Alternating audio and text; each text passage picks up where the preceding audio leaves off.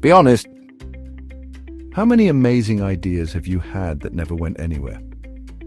A product, a business, a side hustle, all stuck in your notebook. It's frustrating, right? You feel the spark of genius. You get excited. And then, nothing. Ideas feel intoxicating. They make you feel unstoppable. That moment of inspiration is gold. But here's the harsh truth. An idea on its own has zero value. Until it's executed, it's just doodles on a napkin or sticky notes on your wall. So what's the very first thing you should do with a new idea? Not build, not brand, not even brainstorm more. The first step is a feasibility check. You've got to test if this thing can live outside your imagination. Ask the tough question. What's it going to cost me to make one unit? Be honest, include everything: materials, packaging, shipping, licenses, even your time. Then ask, at what price could I realistically sell this? Not dream numbers, but what people actually pay in the market.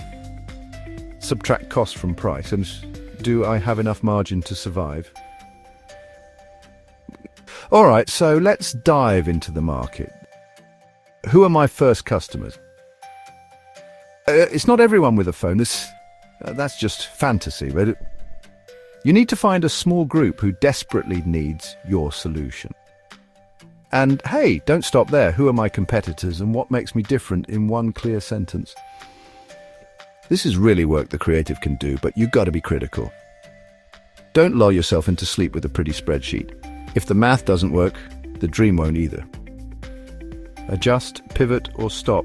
That kind of honesty saves you months of wasted effort. Okay, suppose the numbers check out. Now comes the real beast, operationalizing.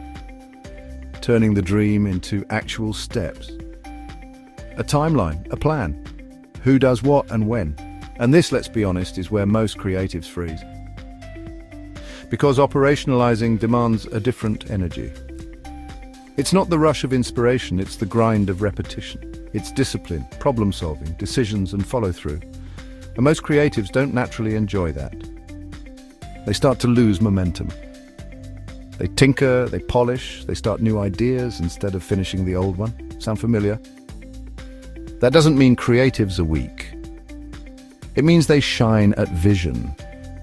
Operators shine at structure, and both are essential. Vision without action is fantasy. Action without vision is busy work. Together they make real things happen. All right, let's dive into reality check number 1. At the start, you probably won't have the funds to hire operators.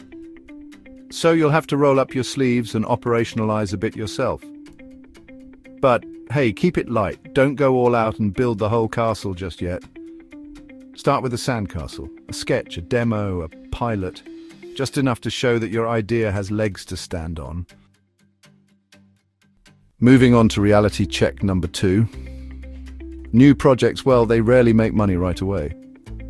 Sometimes it takes months or even years. That's why so many ideas end up fizzling out.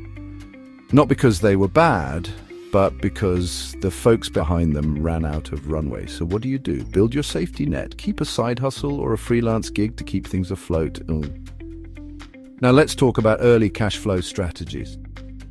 Look for ways to bring in some early cash, things like pre-orders, small paid pilots, or even workshops. Embrace the long game. Some ideas, they just need time to grow, you know? So where do you find partners when the time comes? Not everyone has a massive network, but honestly, you don't need one. Start close friends, colleagues, your community.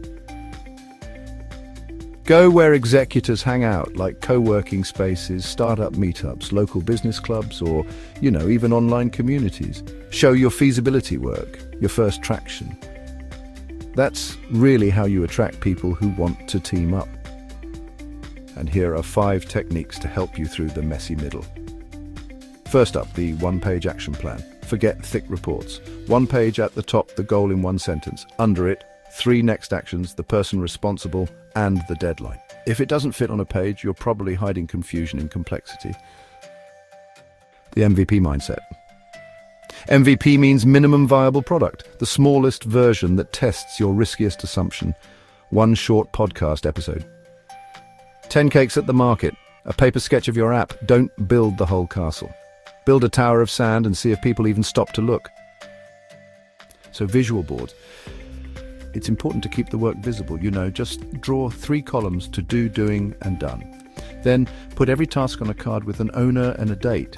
Moving those cards across isn't just progress, it's motivation. It really shows you what's real, not just what's in your head.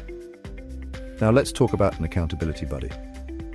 Don't keep your promises a secret. Tell someone, by Friday I'll have tested my prototype. When someone's expecting news, you deliver. Honestly, social pressure beats willpower every time. Celebrate milestones. Don't wait for launch day to feel proud. Celebrate the first prototype, the first feedback, the first euro. Every small win gives you the fuel for the next step. So here's the takeaway. First, test feasibility. If it doesn't add up, adjust or stop. If it does, move to operationalizing. Expect it to be tough, especially for creatives, because it's a different skill set. That's why creatives need operators and operators need creatives.